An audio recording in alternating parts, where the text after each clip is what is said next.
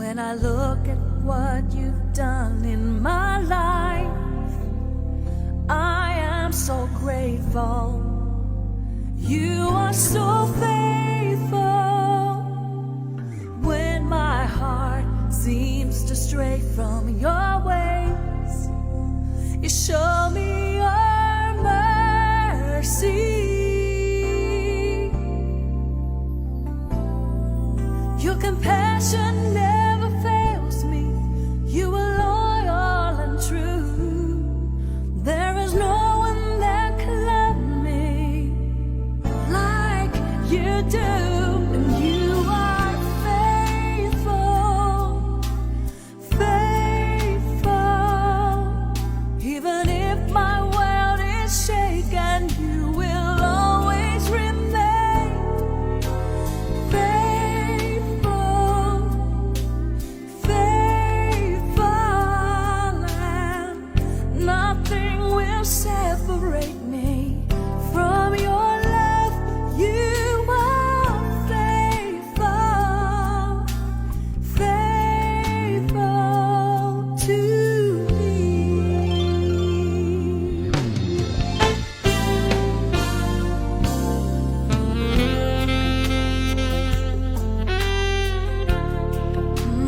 I am so grateful. You are so faithful.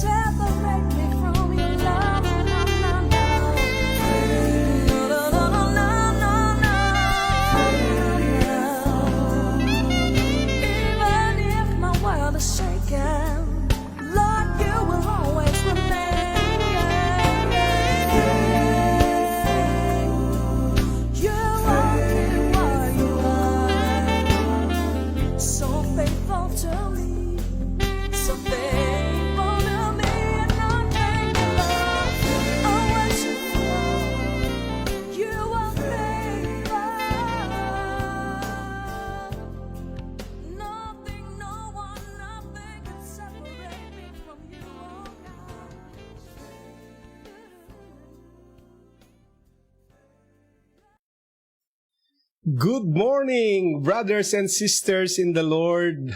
Magandang umaga at magandang araw sa lahat ng ating mga sumusubaybay at tumatangkilik sa ating Lunes hanggang Sabado na ating morning devotions. Salamat po sa walang sawang pagsusubaybay nito. Alam ko po na kayo ay patuloy na pinagpapala ng Diyos, patuloy na pinalalakas ng Diyos, patuloy na pinagtatagumpay sa lahat ng ating mga pakikibaka.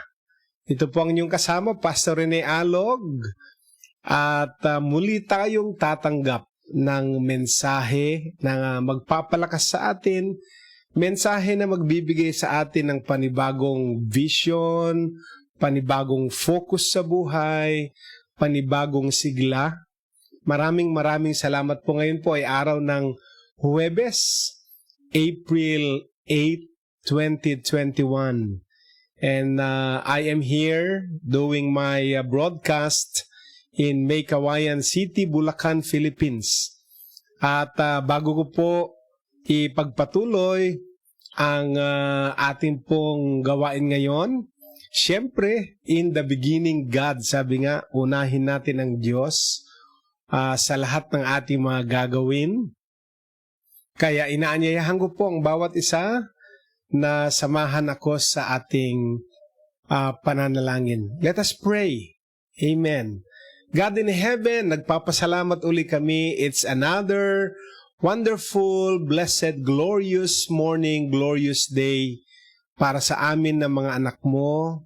Nagpapasalamat kami sa panibagong pagsigla, sa panibagong kalusugan, sa panibagong kalakasan na patuloy naming tinatanggap. Sa oras na ito, hinihiling namin ang bukas na kalangitan, hinihiling namin ang pagbuhos ng masaganang biyaya sa aming lahat. Bukas puli ang aming puso at aming kaisipan para sa bukas na langit na bubuhos ng biyaya sa bawat isa sa amin. Pagpalain mo kaming lahat, O Diyos, patuloy ka naming pinupuri at pinasasalamatan sa mga gagawin mo, sa mga ipapahayag mo sa oras na ito, sa mga miracles na nagaganap habang kami po ay nag-aaral, ay tatanggapin namin sa oras na ito. Sa pangalan mo, Jesus. Amen and Amen. Purihin ang Diyos. Don't forget, mga kaibigan, mga minamahal, to share this broadcast to your Facebook friends. Lagi nating ipinamamanhik po yan upang maging pagpapala din tayo sa mga kaibigan, kaklase, katrabaho, kaopisina, maaring miyembro pa ng pamilya natin, lalong-lalo na ngayon na napakaraming dinadaan ng pagsubok ang bawat tao. Kailangan nilang salita ng Diyos. Also, kung nasa Facebook tayo, nasa YouTube din po tayo. Ang ating YouTube channel ay JLG Space TV. Yan po ang ating YouTube channel, and don't forget na kapag nakapasok kayo sa ating YouTube channel, makikita ho ninyong lahat ang mga previous episodes natin sa daily devotionals natin, mga kaibigan. Don't forget to subscribe and press the notification bell upang ang mga future video uploads ay hindi nyo ma-miss, ma-notify po kayo for sure. And, maganda po ang ating topic ngayon. How much did your forgiveness cost? Ano nga ba ang halaga ng iyong kapatawaran? Ano ba ang ibinayad sa ating kapatawaran? Kaya bang bilhin ng salapi? Kaya bang bilhin ng paglilingkod? Meron bang katumbas na halaga ang ibinayad sa ating kaligtasan? So, ihanda na po natin ang ating mga puso dahil ito ay isang magandang topic na pag-uusapan natin. How much did your forgiveness cost? Yan po ang ating pong pag-uusapan ngayon. And to officially start, mga kaibigan, how much did your forgiveness cost? Yan po ang tanong na ating sasagutin, no? At sisimulan natin, mga kaibigan, sa ating pong key passage ngayon na nasa Ephesians 1:7. And so let's read from Ephesians 1:7. Ito po ang sinasabi ng Ephesians 1:7. Through the blood of His Son, we are set free from our sins. God forgives our failures because of His overflowing kindness. Ephesians 1:7. Napakalinaw po, ano? Through the blood of His Son, sa pamagitan ng dugo ng Kanyang anak. We are set free from our sins. Tayo ay pinalaya sa ating mga kasalanan. Pinatawad tayo ng Diyos sa ating mga failures, sa ating mga pagkukulang, dahil sa Kanyang nag-uumapaw na kabaitan. Yan po ang Ephesians chapter 1 verse 7. So, diyan pa lamang po sa ating binasa. It may surprise you to read this, ano po? But it's not the life of Jesus that saves you. You are not saved by His teachings either. You are saved through His death and through His resurrection. Ayon po, kung ibabase po natin ang Ephesians, sa Ephesians 1:7, pinapakita po na ang nagligtas sa atin ay ang Kanyang kamatayan at ang Kanyang pagkabuhay na muli. We are saved through His death and resurrection. Kasi nasa period pa tayo ng another week after nung Holy Week nating tinatawag. Today is only Thursday after the Resurrection Sunday or Easter Sunday. Kaya muli nating ipinapaalala na we are saved through His death and we are saved through His meaning Jesus, His resurrection. Amen? Jesus' life gives us a good example to follow.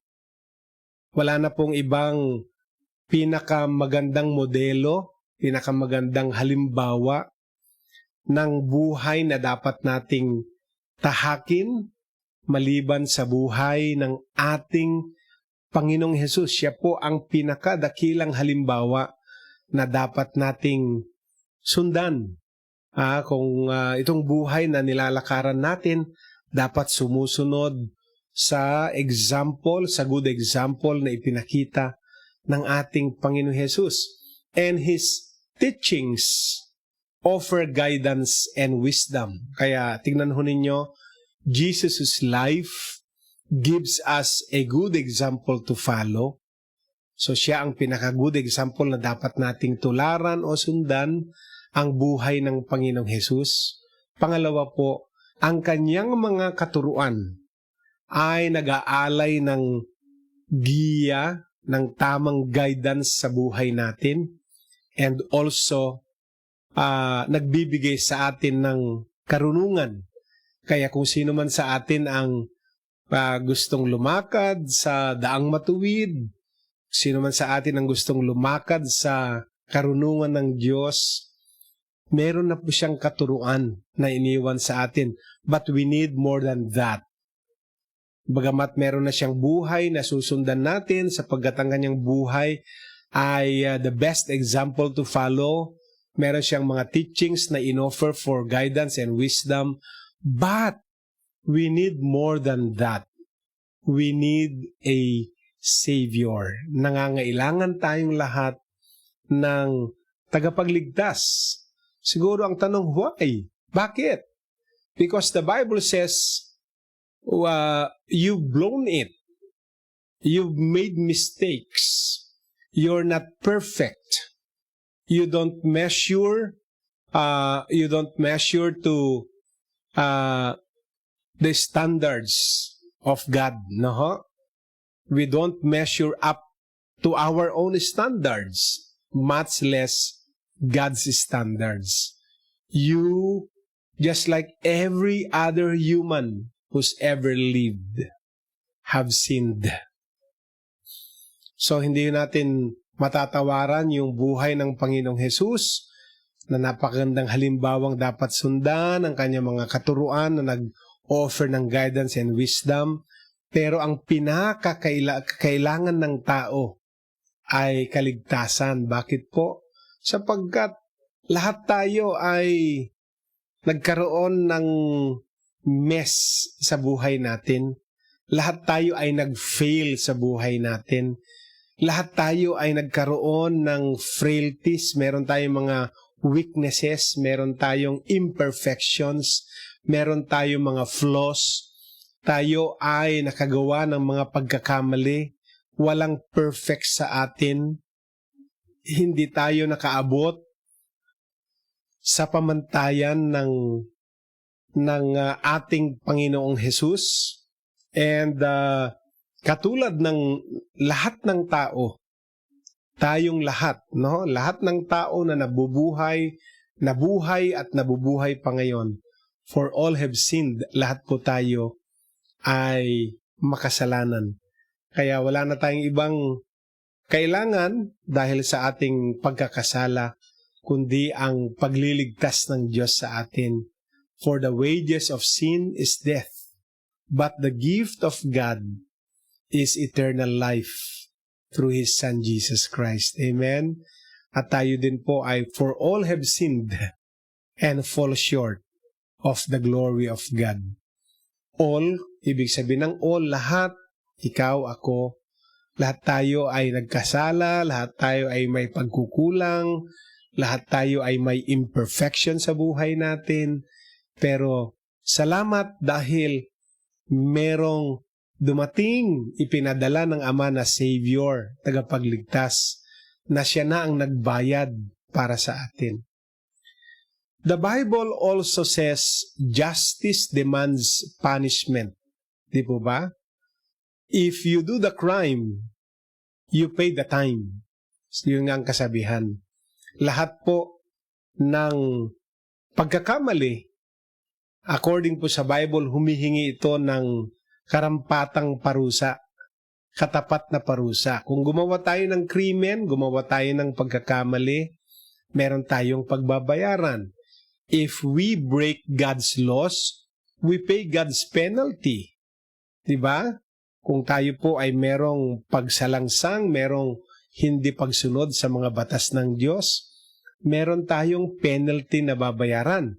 Because according to the Bible, mga kapatid, isa sa mga kinote ko kanina, ang Romans 6:23 in the New Living Translation. Ang sabi po, the wages of sin is death, but the free gift of God is eternal life through Christ Jesus our Lord. Yan naman po ang pagkakabanggit sa New Living Translation. The wages of sin is death, but the free gift of God is eternal life through Christ Jesus our Lord. Romans 6:23 in the New Living Translation. In other words, somebody has to pay for all the things we have done wrong in our life. Tama po ba? Sa maikling salita, ang ibig sabihin ng ating pinag-uusapan, merong kailangang magbayad sa lahat ng mga nagawa nating mali sa buhay natin. So, wala pong malinis sa atin, lahat tayo ay nakagawa ng mali at merong kailangang magbayad sa mali natin, di po ba? And this is where God said, I'll do it. Ito na po ang punto na ang sabi ng Diyos, hindi nyo kayang bayaran. Ako na ang gagawa para sa inyo. So, He stepped up to the plate. Jesus Christ, God in human form, was sent to earth. He said in effect, I will pay for your sins.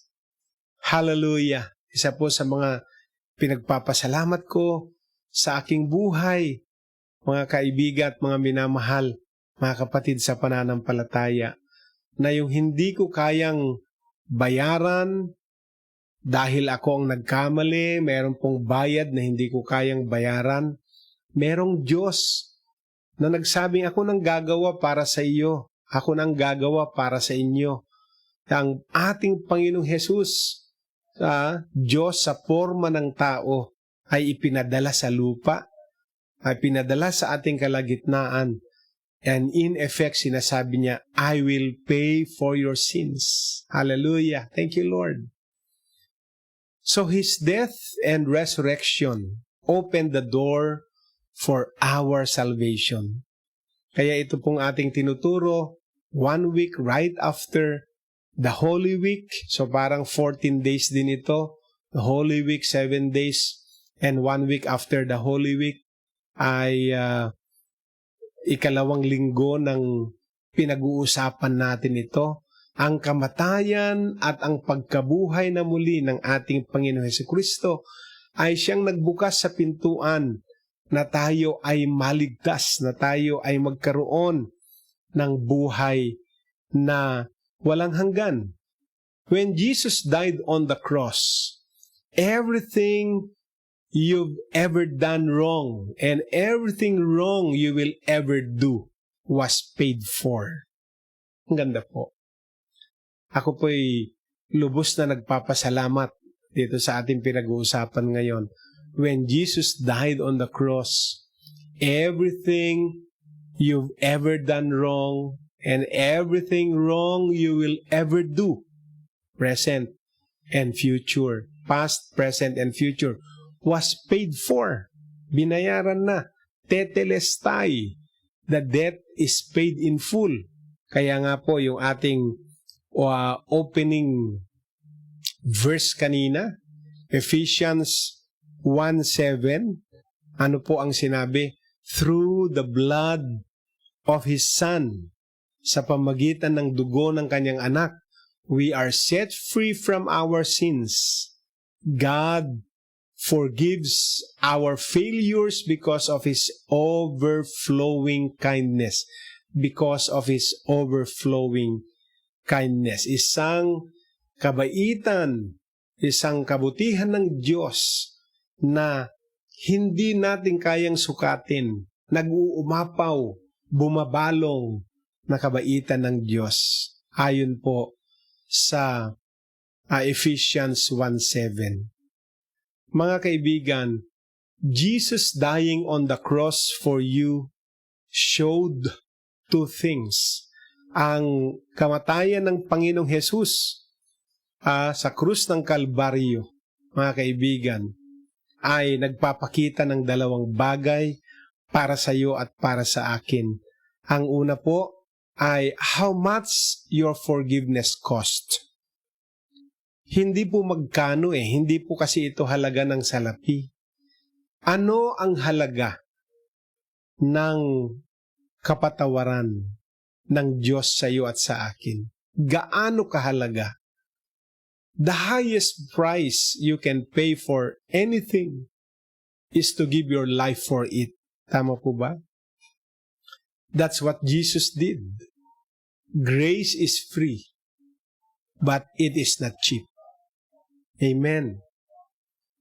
Ang pinakamataas na halaga na dapat bayaran o ibigay sa anumang bagay na gusto mong iligtas ay ang iyong buhay mismo. At yan po ang ginawa ng Panginoong Hesus. Kaya po sa lahat ng nagsasabing minamahal nila, iniibig nila ang Diyos, ay kailangan i-reciprocate nila. Well, hindi na natin kayang tapatan, hindi natin kayang gantihan ang kagandahang loob ng Diyos sa atin. Kahit ibigay pa natin ang buhay natin ay kulang, ibigay natin ang ating time, talent, treasure, even our life ay kulang. Pero hindi ibig sabihin na dahil kulang kahit anong ibigay natin, ay wag na nating ibigay, total kulang lang din pala. Hindi po. We can still express and reciprocate the same love. Hindi man natin mapantayan. At alam niyo ho, yan po ang ginawa ng Diyos sa atin sa pamagitan ni Kristo Jesus. Binigyan tayo ng grasya. Ang grasya po ay libre. Pero hindi po ito mura. Meron po siyang halaga. Amen? Kasi malimit sinasabi po ng tao. Wala nang libre ngayon sa panahong ito. Kaligtasan na lang. Well, in a way, tama din. Kaligtasan ay libre. Libre para sa atin pero may nagbayad para sa atin. Grace is free, but it is not cheap. Tandaan po natin yan.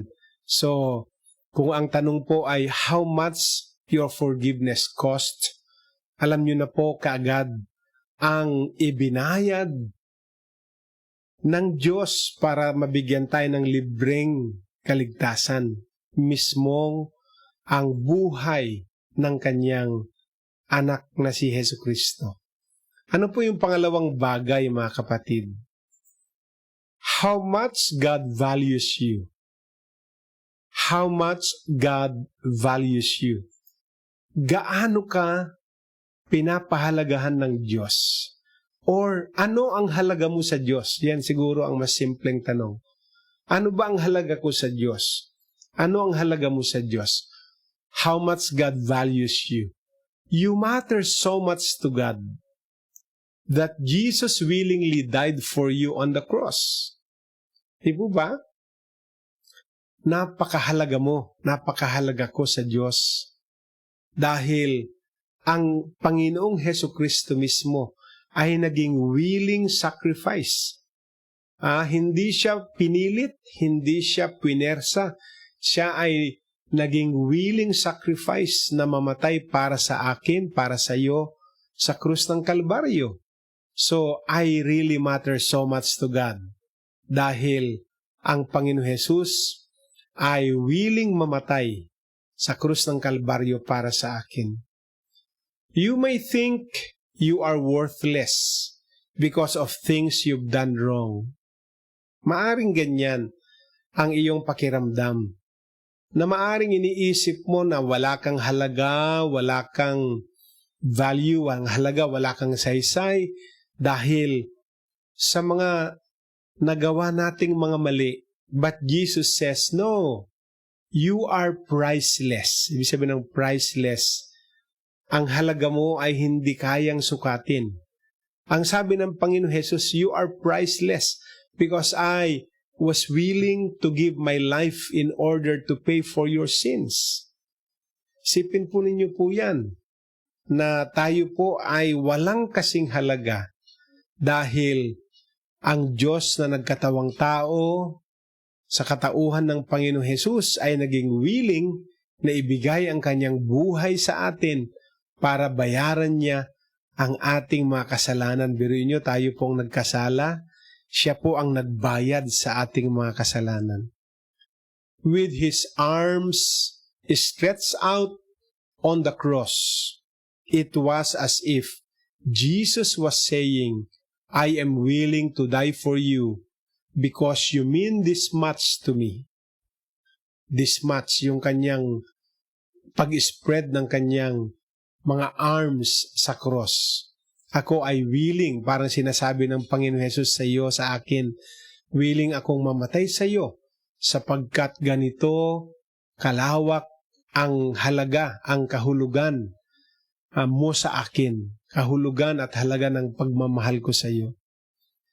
Hallelujah. A good example and wise teachings, I should say, weren't enough to cover our sin. You needed a Savior. We needed a Savior. And Jesus loved you enough to be that for you. Amen? If you haven't accepted His salvation yet, now is the time. Pero sa lahat ng mga tumanggap na sa Panginoon, alam nyo naman na hindi po basta lamang naglaro lang ang Panginoon para maligtas tayo. Binigay po niya ang kanyang buhay, binigay po niya ang kanyang iniwan niya ang kanyang comfort zone sa langit para harapin ang parusa, ang kamatayan, ang pagkakapako sa krus, para bayaran lang ang mga hindi natin kayang bayaran. Biruin niyo po yun, na ang Diyos na hindi nagkasala, ang siyang nagbayad sa kasalanan ng tao. Kaya talagang dapat nating ibigay ang buhay natin sa Kanya. Dapat nating ialay ang ating buhay sa Kanya. Dapat tayong maglingkod sa Kanya sapagkat tayo po ang nagkasala, tayo po ang nagkamali, pero siya po ang nagbayad sa ating mga pagkakamali. Siya ang nagbayad sa ating mga pagkakasala. Amen? Kaya sa mga wala pang relasyon sa Panginoon naman, ay kailangan tanggapin ninyo. I-appropriate ninyo yung kaligtasan na kanyang inaalay. Kung hindi nyo pa tinanggap, this is now the perfect time na tanggapin ninyo siya. Purihin ang Diyos. Salamat sa kanyang pagmamahal. Salamat sa kanyang pag-ibig sa atin na hindi siya nagdamot, hindi niya sinabing, silang nagkasala, bakit ako ang magbabayad? Or hindi siya puminersa. Talagang pag-ibig po ang naging puhunan ng Diyos para mamatay siya para sa atin. Sa ating end naman, ngayon na naintindihan natin ito, hindi natin mapantayan yung kanyang sakripisyo. Pero sa ating mga simpleng mga paraan ng pagbabalik, katulad ng pagbibigay natin ng ating time, talent, treasure, lahat po ng ito, even our life, hindi man natin mapantayan. At least meron tayong mga actions na naipapakita natin na we really appreciate kung ano ang ginawa niya para sa atin, mga kapatid. Amen? Praise God. Praise the name of Jesus. So ngayon po, sabihin natin itong ating declaration na ito. Heavenly Father, I needed a Savior, and Jesus loved me enough to be that for me. Thank you for saving me through your death on the cross. Amen. One more time. Heavenly Father, I needed a Savior, and Jesus loved me enough to be that for me. Thank you for saving me through your death on the cross. Amen and amen. Purihin ang Diyos na buhay. At sa declaration na yan, naramdaman ko po sa aking puso ang walang sukat na pagmamahal ng Diyos. Kaya iibigin ko rin ang Diyos. Hindi ko man mapantayan ang kanyang pagmamahal, ang kanyang pag-ibig sa akin. Ay humihingi ako sa kanya ng grasya na maibig ko din siya kahit papano. Amen? So ngayon po ay samahan niyo ako sa pagtatapos natin sa panalangin. Lord God in heaven, salamat sa ipinaliwanag uli na lawak ng iyong pagmamahal, na dahil sa iyong kamatayan at pagkabuhay na muli, kami ay nagkaroon ng buhay na pag-asa. Kami ay na-born again at kami ay may buhay na walang hanggan. Salamat po at bigyan mo kami ng grasya na makapagbalik din sa iyo sa mga simplet mga payak na paraan namin, paglilingkod, pagbibigay ng aming oras, ng aming mga talento, ng aming mga salapi, pagbibigay ng aming buhay, kahit hindi man namin mapantayan ang buhay na binigay mo. Salamat po. At iyayakapin namin ang katotohanan na ito habang kami nabubuhay at laging sasariwain araw-araw na kami ay ligtas dahil ikaw ang nagbayad para sa amin. Salamat po. At sa oras na ito, kasama na rin sa aking panalangin ang patuloy mong pagsubaybay sa amin, ang patuloy na pagpapala mo sa amin, 10 ng aming mga mahal sa buhay, ang pagdaloy ng kagalingan sa sino mong may sakit, ang proteksyon, ang covering mo sa amin, ang blessing mo sa aming mga pangangailangan, lalong-lalo na sa panahong ito, O Diyos, wala kaming ibang malalapitan, matatakbuhan kundi kayo, dahil kayo, hindi kayo nagkait ng inyong buhay, kaya ang anumang bagay na hilingin namin, hindi nyo din ipagkakait. Salamat po, pagpalain mo ang araw na ito, and I speak forth your blessing upon all my brothers and sisters na sumusubaybay sa aming daily devotion. Salamat po sa pangalan ni Jesus. Amen. And Amen. Purihin ang Diyos na buhay. Ngayon po ay araw ng Huwebes. Huwag nating kalilimutan.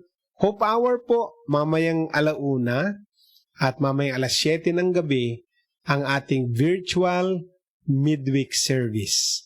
Ito po si Pastor Rene Alog muli nag-iiwan ng mensahe ng pagtatagumpay, pag-asa, kagalakan at pag-ibig ng Diyos ay sumaating lahat. God bless us all and Shalom!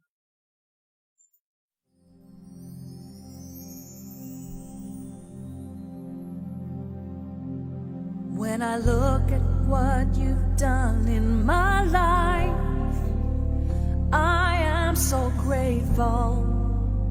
You are so faithful. When my heart seems to stray from your ways, you show me